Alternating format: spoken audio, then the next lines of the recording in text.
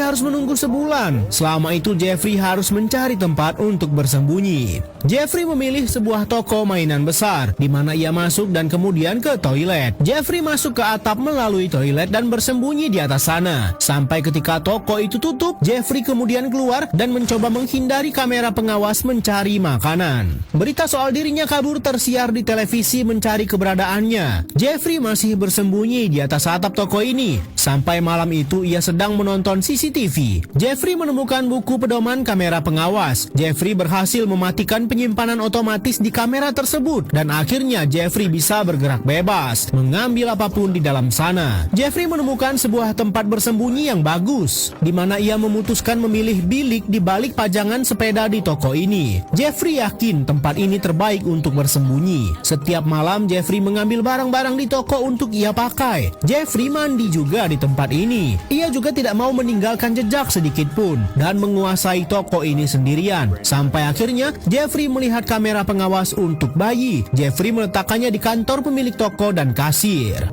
Kini Jeffrey bisa mendengar obrolan di kantor pemilik toko. Jeffrey melihat salah satu pegawai ingin meminta cuti, namun bos toko menolak. Akhirnya Jeffrey yang melihat kode komputer pemilik toko mengubah jadwal perempuan itu agar dirinya bisa libur. Sudah sebulan Jeffrey kabur, sesuai janji sepupunya yang sebelumnya bilang akan membantunya kabur ke luar negeri. Tiba-tiba Jeffrey mendapat kabar bahwa sepupunya itu sedang pergi jauh dan akan kembali bulan Desember nanti. Jeffrey memasang pengingat di kalendernya sampai hari kaburnya tiba. Dan Jeffrey juga mulai bosan harus bersembunyi terus. Saat itu Jeffrey tidak sengaja dengar salah satu karyawan dituduh bos toko sudah mencuri jajanan toko. Padahal Jeffrey lah pelakunya selama ini. Jeffrey memutuskan mengembalikan coklat-coklat yang ia ambil ke rak. Jeffrey juga melihat salah satu karyawan meminta bos toko menyumbangkan mainan untuk gereja, namun bos itu tampak tak tertarik. Ketika Jeffrey melihat brosur itu, Jeffrey pergi ke sana dan berniat menyumbangkan mainan yang ia curi untuk gereja. Namun salah satu wanita gereja melihatnya dan menyuruh Jeffrey masuk, di mana akhirnya Jeffrey melihat langsung karyawan wanita toko di mainan itu.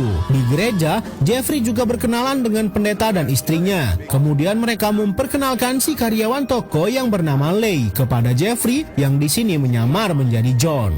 Jeffrey diundang ke acara para single di daerah ini dan untuk pertama kalinya Jeffrey berpikir untuk berdandan. Ia mencuri DVD game dan dijual untuk memeriksa giginya ke dokter. Kemudian akhirnya Jeffrey pergi ke acara itu di mana isinya para wanita saja. Jeffrey berbohong dan berkata